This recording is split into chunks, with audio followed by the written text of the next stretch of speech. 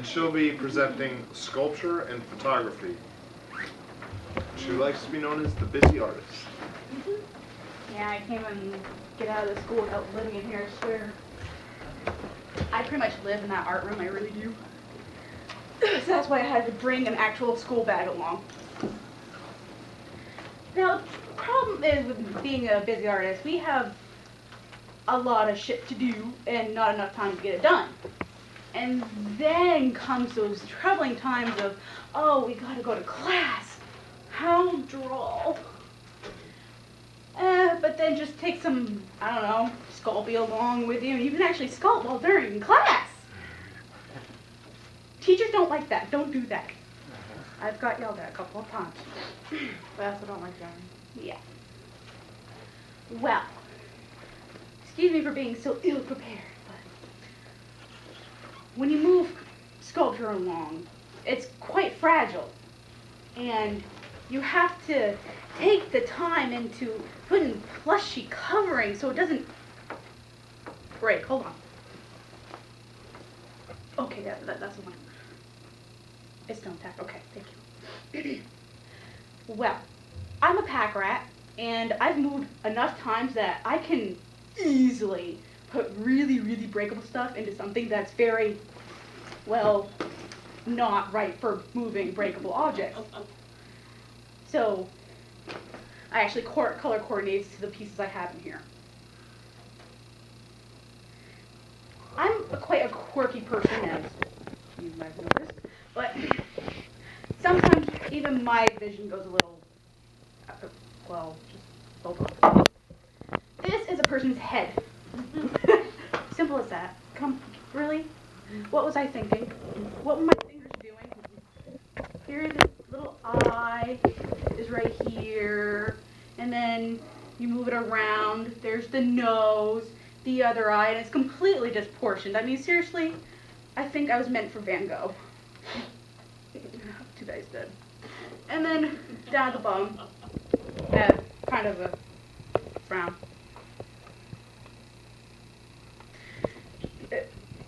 Maybe a smile. I don't know. I think it was being in the bag and made a grimace. I don't know. It's quite sad now. But I love to make things out of nothing. To me, that is just dun-da-da moment. We take something blocky, bally, and go, ta-da, form. It's fun. It makes you just giggle and laugh and clap. Hey, yay me. And then you go, wait, I need another one of those. A one to go with the happy, frowny, whatever that face is. And so I had to make it a mate. Un momento, por favor, while I try to find it. Oh, no, that's the other. Ooh. What is that? Oh, no.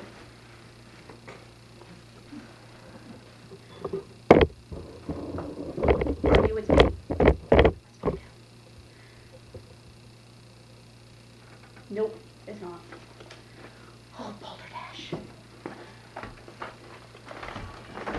Ah, it's mate. They're about the same size and about shape. That's why I get so confused. Get out of there. And here's its mate. That it kind of looks diseased at the moment. But as you can see, it kind of has like two halves because it's female, and you never know when she's going to be happy or, well, not so happy. As you can see, here's the eye, the other eye. You can tell what days she's having on this side. Her nice strong chin, she's quite stubborn, I really think so. And her delicate nose, she's quite a lady. Being mated pair, they have to go side by side. Now, when you make such heads, you have to make them like ground to be on, or platforms, or a stage to be really noticed. And they're full of love, then you have to make sure that their love is always presentable.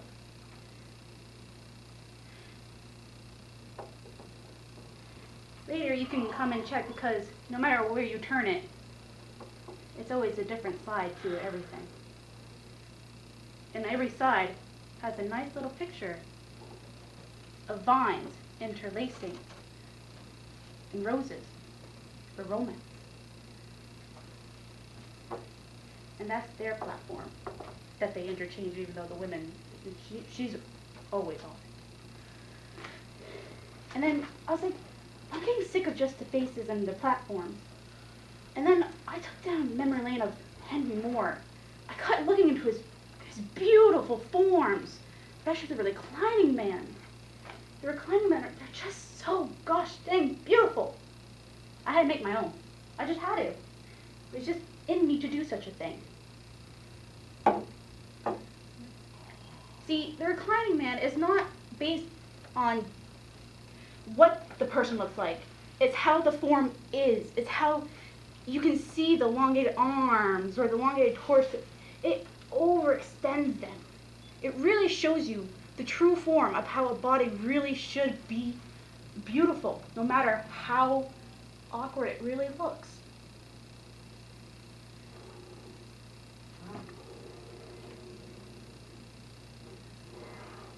And actually with this one, you can actually twirl on your fingers. I do it all the time. And of course, well, since he had to have a mate, so did that one. And this one, ladies and gentlemen, is my favorite, and that's why, she's last. Took me a very long time to get her in the right position.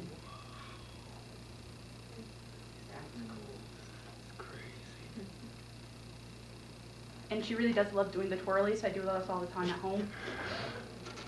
I even have a turntable just so I can do this. It's quite pathetic, really. Oh yeah, it's quite pathetic. But my mom got used to the squeaking, so I had to oil it.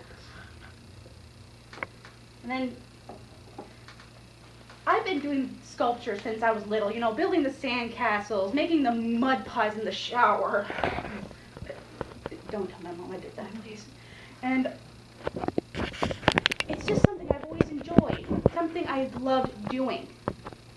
But recently I decided to take up something I have never done in my life, and that was photography.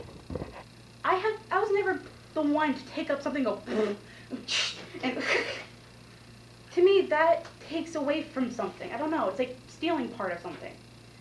You should just be able to go there and enjoy it. But then I thought about, what about the people who can't go there and enjoy it? You should bring it to them. And that's what I have done. I have brought some pieces of faraway places to you. This is a place in Wayne, Maine. I just love saying Wayne, Maine, I'm sorry. I'll say it again. Wayne, Maine, everyone. Wayne, Maine. What this is snow on top of the water. What you don't see is the big, humongous ice chunks. That's actually what's breaking up into the small little bits to form these little cotton ball shapes. And I was like, what the heck is that? When I first saw it, and then I had to keep looking, and there was huge ice sheets all on the bank. And it's amazing what you really can do when you look for it. This class, this Art 109, this photography class that I've been taking, has made me realize that I have been really unobservant of late. And normally, that's just not who I am. So this class has really made me really see what could be out there. And in doing that, I'm like, what's just not down my road? Maybe buildings some sheep in the field? Trees? Or how about a building with an old, forgotten hook? Lonely for that flower pot. Lonely for a big fish. Seriously, you can imagine putting a bass or a striper on that thing. It would actually hold a striper, I think. Maybe. Stripers are huge. If you haven't seen them. Seriously, put it out there. And then I was like, I had to keep going. And then something hit me. Maybe some of you know this, but I used to live in, well, as what I prefer as the boondocks of Maine. You know, the banana. Well, and I haven't been down to those forests and mountain areas for so long that when I saw this, it made me cry. It was so beautiful. It made me think of home so much that I longed to go. What? You don't enjoy my lovely home, is it? Looks a little tired. It really does. It does. It needs to move, don't you think? To make the chinga chinga chinga chinga chinga chinga chinga noise.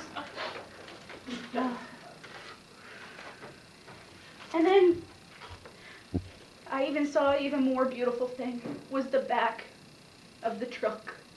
Long and decrepit and forgotten. Without a window. There's a missing window. And all I can think is, where has it gone? Where could that long lost window be? But if the window had been there, I wouldn't have gotten the shot I have now. Trust me, you wouldn't have been able to see, framing by framing, the little windows in front. Made me really appreciate not having a window, even though I think it would be really cold. And then I was like, why am I taking pictures of other people's trucks and stuff? And I decided, maybe I should, I don't know, take something of my mother's Jeep. And what happened was, I noticed a stain that was on there. We don't know how it came to be, seriously. It was there just one day over when it was just clean. This Jeep was just pristine clean. And then the next day, a stain. And we're all like, oh well. And then, but it gave me this great photo of something, we don't even know what it is. Some say it's an angel, some say if you turn it, it's a duck. Somebody says if you put a tail at the end, it's a seahorse, missing its bottom half. A unicorn. Yeah. Oh, it could be that too. Or if you flip it, it could be a little pirate boot. So, it's just, it's weird what you can really find when you really take the time and look for it. And I was like, well, I don't have to go outside. I don't have to go into Jeeps or trucks. I can take pictures just indoors.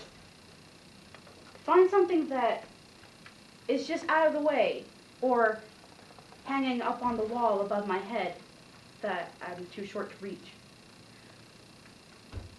This is actually a wreath that was taken off a grave after, well, you couldn't put, you know how you go to grave sites and you put flowers on and you can only have them up for so long and then you make them take them off? Well, this one was such. And we loved it so much that we couldn't just throw it away. We had to keep it. It was sentimental. It meant something to us. So my gram took it and she made it into a wall decoration. And I was like, yep, that's my grandma. That's where I get my creative genes from. Finally, I actually have something to know. And then I was like, why am I taking pictures of things on the wall? Well, we'll take something I really have a passion for, and that's food. I love food, as you can tell. And I love to bake. Oh my gosh, I'm a crazy baker. And that's where you get the sea monster in the chocolate cake recipe. Oh wow. Yeah. Or a fish throwing up its guts after it's been caught. That way looks like a unicorn. What unicorn? Looks like it's that much with you, I'll never know. Anyway, well, the thing is, with photography sometimes, you can change what it really looks like. And I was like, what? Change what it looks like? How could you? Okay, I'll do that. I kind of see a unicorn. Yes. We'll talk later. Yeah. And then, so, I was like, yeah, I'll give that a go. Change something for my aesthetic. And well, yeah, it turned out to be my aesthetic, really. That simple, Now it really looks like a unicorn. that simple cake batter, for me, turned into molten lava. The fire unicorn. I see it. And then, that is my sculpture in photography. Wow.